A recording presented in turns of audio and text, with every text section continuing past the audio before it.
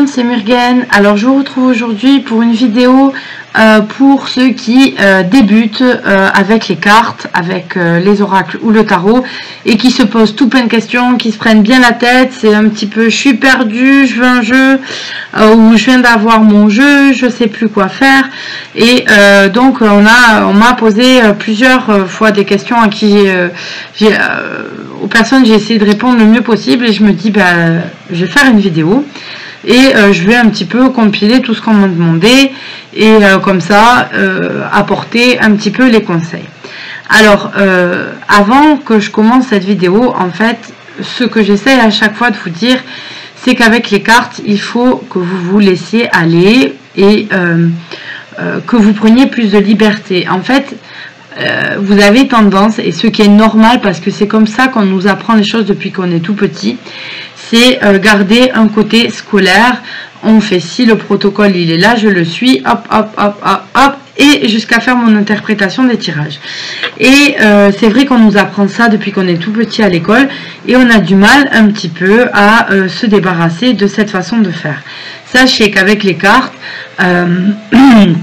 c'est votre propre façon, celle qui vous ira le mieux à vous, qui sera la bonne façon de faire. Il n'y a pas réellement une façon ou l'autre de faire. On peut prendre par exemple, si je prends toutes mes copinettes de YouTube, on tire toutes les cartes et pourtant vous allez voir qu'on peut avoir chacune notre façon de faire, des points communs, des points de dissonance, même pour une même carte on peut ne pas le ressentir de la même façon avec le tirage. Voilà, c'est parce que c'est quelque chose qui est propre et qui touche un petit peu nos ressentis personnels et c'est comme ça qu'on doit voir. Donc si vous voulez bien, on va commencer par la première question qu'on m'a posée. C'est par exemple, j'ai envie de me lancer dans les cartes mais je sais pas quoi choisir, un oracle ou un tarot. Alors, ça va être, en fait, il va y avoir plusieurs choix et possibilités. Si on se base juste sur le tarot et un oracle, alors sachez que l'oracle va avoir un nombre de cartes totalement libre en fonction de son créateur. Donc on peut aller d'une vingtaine de cartes à plus d'une centaine de cartes, voilà, et que chaque carte aura la définition que lui aura donnée son auteur. C'est lui qui a décidé de créer les cartes. Donc là on a par exemple, j'ai pris en oracle pour vous montrer l'oracle des reflets de Célia. Voilà, que vous trouvez sur la chaîne Cartes et Conscience, pour ceux qui ne connaissent pas encore, même si je pense qu'il n'y en a pas beaucoup. Et donc, vous pouvez encore vous en procurer, c'est un très beau jeu. Et donc là, Célia, par exemple, a créé ses illustrations, a donné un nom à ses cartes, et dans son petit livret, elle va nous donner son interprétation qu'elle a pour chaque carte. Donc, voilà un petit peu ce qu'on a au niveau des oracles. Au niveau d'un tarot, c'est quand même différent, c'est plus universel, c'est-à-dire qu'on a des archétypes, on a des archétypes en arcane majeur et en arcane mineur. Alors ensuite on fera la différence, on a un Marseille et un Coucou et un Rider-Waite, et qui vont nous faire une différence dans le tarot, c'est-à-dire que vous aurez les mineurs ou pas illustrés. Mais dans un tarot, dites-vous que vous pouvez choisir l'illustration que vous voulez et ça n'empêchera pas que vous puissiez en avoir plusieurs de différents de tarot et pourtant garder les mêmes idées pour les cartes. Par exemple, le 8 de bâton restera un 8 de bâton, peu importe le jeu que vous choisirez. Après, c'est différent, c'est comment vous allez vous sentir à l'aise avec le jeu qui vous permettra ou non de mieux travailler avec. Donc voilà pour le jeu oracle ou tarot. Alors sachez aussi que pour les oracles, si vous voulez travailler le tarot, disons que l'avantage qu'il a, c'est qu'il peut être autant divinatoire que travail sur soi-même, travail psychologique, etc. Donc le tarot, il offre des multiples possibilités. Sur les oracles, ça va être différent parce que vous allez avoir des oracles de guidance, des oracles qui vont être là plutôt pour vous motiver par une carte par jour, par exemple, avec un message qui va vous rebooster. Vous allez avoir des oracles qui sont là pour vous faire travailler sur vous-même, certains qui vont vont avoir un aspect plus divinatoire si c'est ce que vous recherchez. Donc du coup c'est vrai qu'il y a une multitude d'oracles disponibles et qu'il faut quand même se renseigner un petit peu quand on veut en acheter qu'un pour pas être déçu. Elle s'assoit sur mon café presque. Ouh, c'était limite là. Désolée, petite aventure. Il n'y a pas le bébé aujourd'hui, il y a le chat. Alors voilà, donc du coup il faut un petit peu se renseigner avant d'acheter le jeu pour pouvoir avoir un choix quand même assez qui nous convient au niveau du résultat. Donc voilà, vous savez un petit peu maintenant vite fait les différents oracles tarot. Après c'est des questions qui pourraient prendre beaucoup plus de temps, mais j'ai pas mal de questions à voir et on en est déjà à 6 minutes, donc je vais essayer de speeder. Donc ensuite, une fois que vous savez si vous voulez un oracle ou un tarot, il va falloir choisir un petit peu le jeu qui vous convient. Donc là aussi, il existe maintenant des multitudes de jeux. Donc que vous ayez choisi un oracle ou un tarot, vous allez avoir plein de jeux différents. Et sachez que du coup, alors pour le choix pour le tarot, ça sera simple. Vous allez vous baser sur les illustrations si elles vous parlent ou pas. Ce qui est d'un oracle, il va falloir aussi que vous sachiez si vous aimez bien un petit peu l'auteur, parce que le guidebook va avoir son importance. Et si quand vous lisez vous dites oh ben non mais pas du tout, même si vous aimez les illustrations, vous allez avoir peut-être un petit blocage avec le jeu. Donc essayez plus ou moins. Il y a maintenant plein de revues, il y en a en anglais, ou poser des questions peut-être. Il y a des gens qui ont déjà ces cartes, etc. Posez des questions pour savoir si cela vous conviendrait. Pour ce qui est des tarots, c'est pas un problème. Vous fiez à l'illustration des cartes. Il y a aussi plein de revues, encore une fois, qui vous permet de voir toutes les cartes, parce que parfois on en voit 3, 4, 5 qui nous parlent et en fait on s'aperçoit que le jeu il correspond pas trop à ce qu'on attendait. Donc du coup voilà. Pour le choix du jeu, choisissez un jeu qui vous parle à vous, qui vous donne envie.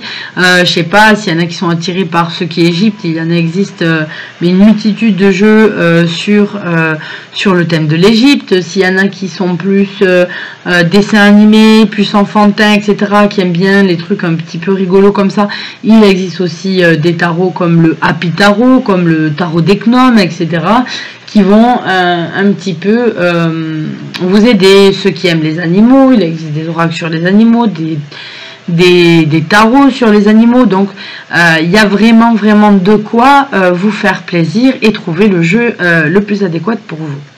Ensuite, une fois que vous avez votre jeu, ce que je vous conseille, c'est déjà de prendre le temps de prendre votre jeu et de le regarder. Donc il y a le toucher qui va être important, la taille des cartes qui va être importante, donc vous devez vous acclimater. Là j'ai pris un jeu tarot taille on va dire classique, mais il y en a des beaucoup plus gros et qui vont modifier votre façon de mélanger. Moi je mélange souvent les cartes comme ceci, voilà.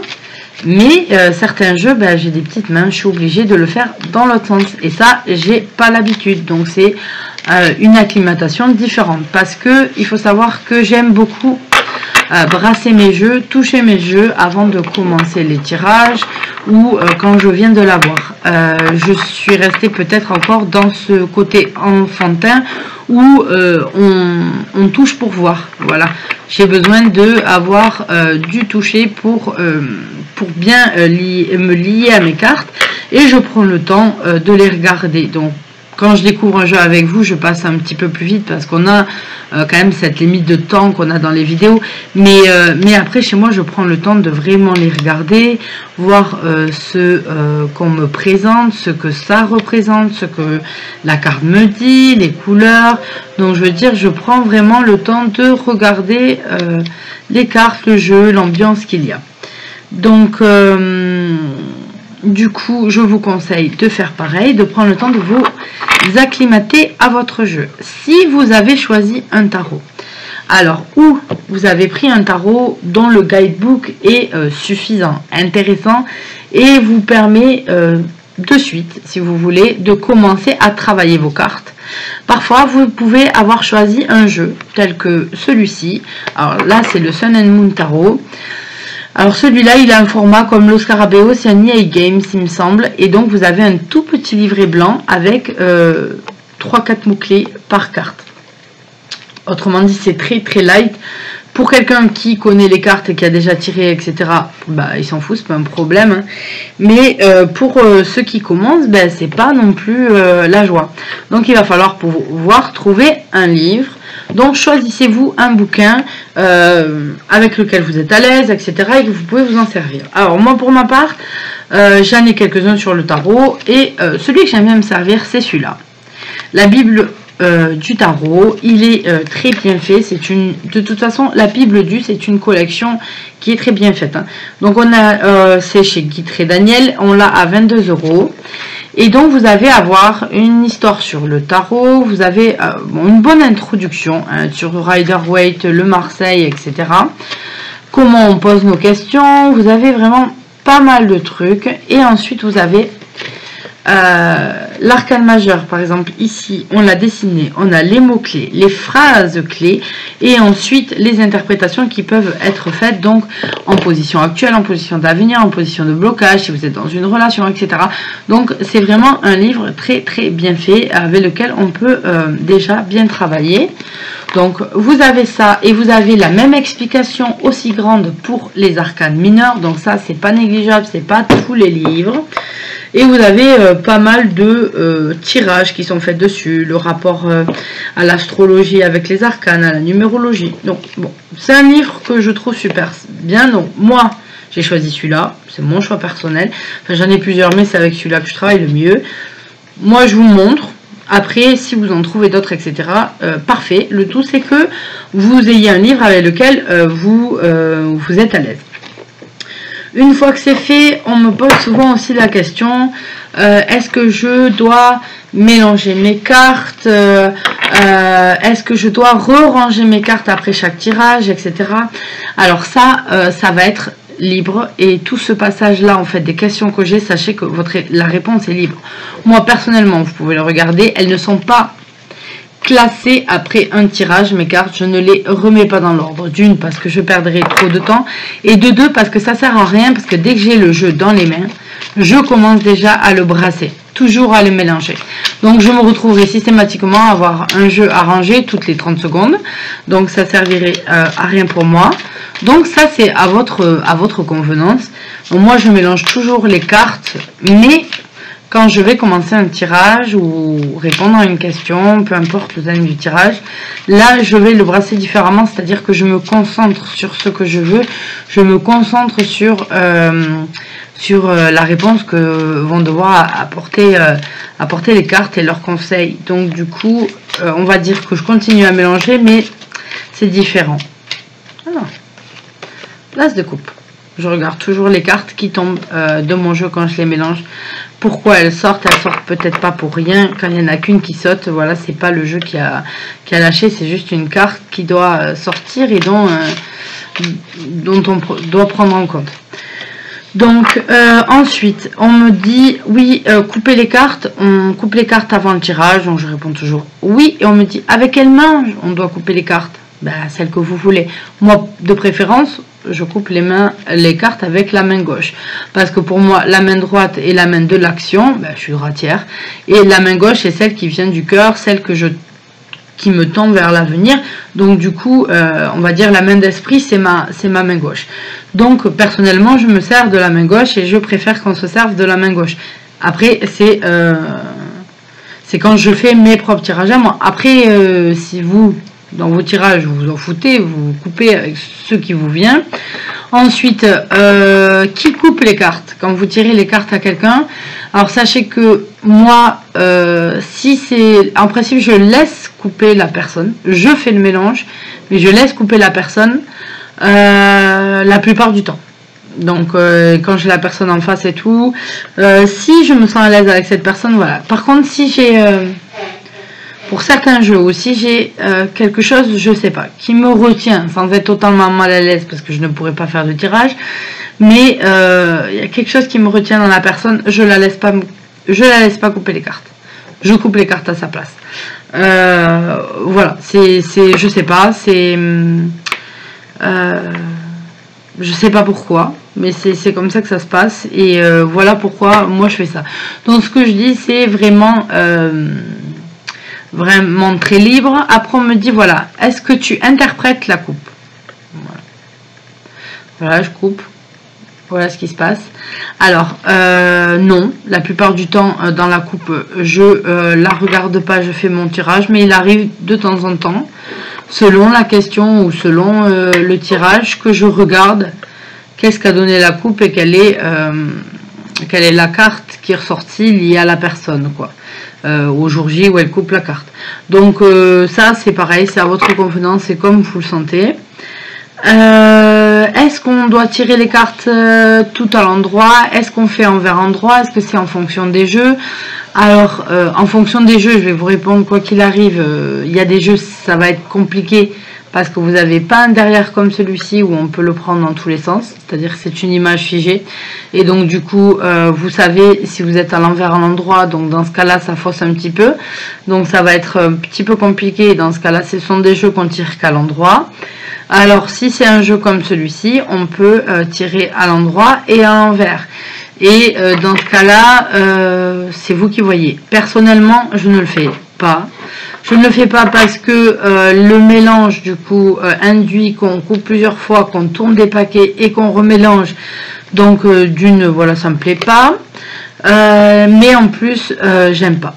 Voilà, avoir des tirages avec des cartes comme ça à l'envers, c'est pas esthétique, ça me permet pas de voir bien l'illustration, non, je suis pas à l'aise. Donc moi je les tire tout le temps à l'endroit, les cartes, ce qui ne m'empêche pas de voir quand c'est qu'elles veulent passer un conseil négatif ou pas. Quand j'ai commencé à tirer les cartes, je tirais envers endroit, j'essayais du moins. Parce que c'était aussi un peu plus simple pour moi de voir pour interpréter la carte, puisque on a une interprétation qui est donnée pour l'envers et une pour l'endroit, et c'était un petit peu plus simple. Et je me suis aperçue au fil du temps que j'arrivais à voir aussi quand le message était considéré comme à l'envers, plus ou moins dans mon tirage, et donc du coup je ne l'utilise plus. Si je peux vous donner un dernier conseil avant de commencer, tenir un journal de tirage. Donc par exemple, ça va être, si vous faites votre tirage de l'année, puisque là on est en plein dans les tirages de l'année au mois de janvier, au mois de juillet, vous vous rappellerez absolument pas ce que vous avez sorti, surtout que vous allez faire d'autres tirages, vous allez en faire peut-être une multitude, et donc du coup au bout d'un moment vous savez plus si vous l'avez sorti pour vous, pour votre partenaire, pour votre maman. Donc du coup tout ça c'est un petit peu compliqué. Donc moi je tiens tout simplement mon journal de tirage. Donc voilà, celui-là il est à l'envers, de l'autre côté je fais un autre travail sur des cartes. Donc voilà, hein, c'est mon tirage de l'année, le mois de mai, ce que les cartes m'ont dit. Et ça me permet de voir toujours les énergies, voir comment ça évolue. Et ça vous permet, vous aussi, surtout si vous débutez, de voir ce que le tirage vous avait dit. Vous notez surtout les cartes qui étaient tombées. Et ça vous permet de voir ce qui se passe réellement. Est-ce que vous vous êtes trompé dans l'interprétation de la carte? Est-ce que ça se passe exactement comme ça? Ou est-ce qu'en fait vous n'avez pas assez affiné votre interprétation et que vous comprenez ensuite ce qui se passe? On apprend aussi comme ça, on voit de nos erreurs ou autres, ou on voit aussi, pour entrer plus en délicatesse dans le tirage, plus en finesse, comprendre un peu mieux. Donc voilà ce que je vous conseille de faire, donc voilà, tenir votre journal. Qu'est-ce que je voulais dire? Il y a un truc qui me sort de la tête.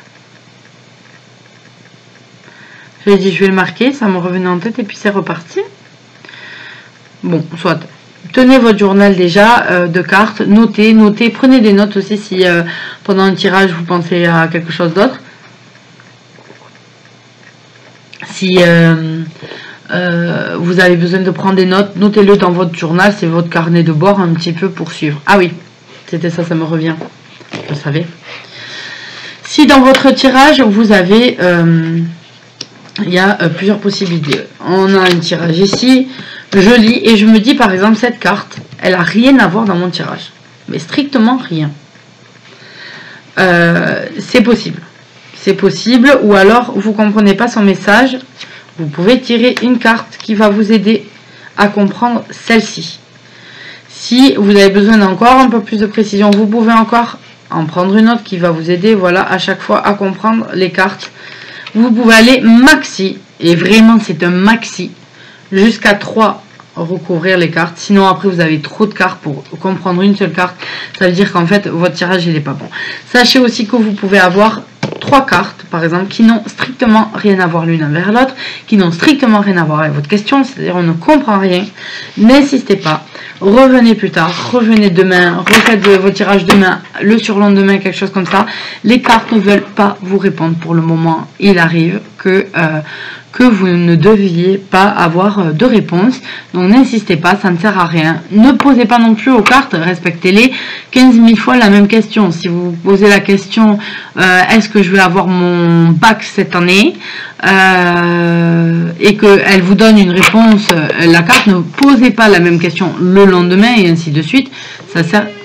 Oui, le chat. Ça servira strictement à rien. Par contre, il arrive souvent, vous allez voir, et c'est assez rigolo, c'est que pour les examens, est-ce que je vais avoir mon bac cette année? Si on pose une question juste comme ça, la plupart du temps, les cartes donnent une notion de travail en voulant dire si vous travaillez, vous l'aurez. C'est rare qu'on ait un oui sûr parce que de toute façon, c'était simple pour toi. Ou on en a d'autres où les conseils vont être il faut travailler plus, se concentrer, etc. Mais on a souvent la notion de travail. C'est une petite anecdote voilà, qui ressort. Donc voilà pour ce qui est de commencer avec les cartes. Il y a aussi les questions qui me posent, c'est quel schéma faire, comment je fais pour tirer les cartes, qu'est-ce que ça veut dire, le tirage en croix, il me plaît pas trop parce que c'est vrai que c'est celui qu'on tombe, sur lequel on tombe le plus au début. Alors ce que je vais faire, je vais essayer de vous faire une semaine avec une vidéo tous les jours consacrée à des schémas de tirage. Donc parfois c'est des schémas peut-être que vous connaissez déjà ou qui peuvent donner des idées. Sachez quoi qu'il arrive qu'un schéma il peut être très bien libre, c'est-à-dire vous vous posez, vous dites voilà en question, en position 1 j'aurai ça, en position 2 j'aurai ça, j'aurai ça, j'aurai ça, j'aurai ça. Vous faites bien votre schéma avant, vous savez quelle carte correspond à quoi, et quand vous posez votre carte vous savez voilà à quoi elle correspond. On prend l'exemple, je pose une question, est-ce que je vais aller faire du cheval demain? Ça veut rien dire, je mélange même pas, je coupe même pas hein. Donc et ce qui va aider à ma réponse, être le positif de ma réponse, ce qui va venir faire obstacle à ma réponse et ma solution. Voilà, je peux avoir la solution ici. Donc, ce qui va aider, ce qui va faire obstacle et la réponse. Donc voilà, ça peut être vraiment tout simple. On peut avoir une question sur quel conseil vous allez me donner sur ça, ben, le passé que vous avez eu en relation avec ça, ce qui se passe dans le présent et ce qui va se passer dans le futur. Donc voilà ce qui se passe un petit peu, voilà comment faire. Donc voilà, sachez que je vais essayer de faire une semaine, je suis en train de préparer sur des schémas de tirage, donc des schémas de réponse classiques, des schémas peut-être pour un peu plus vous connaître à vous, de psychologique, savoir ce qui vous bloque ou ce qui vous bloque pas, ça peut aider. Des schémas sur les relations, des schémas sur les questionnements, avant un engagement qu'on peut se poser. Donc voilà, j'essaye de vous en proposer plusieurs et de faire une petite vidéo par jour, voilà, si ça peut vous donner des idées quand vous avez envie de faire des tirages. Donc je vous dis à bientôt pour une nouvelle vidéo, je vous fais à tous de gros bisous, bye bye.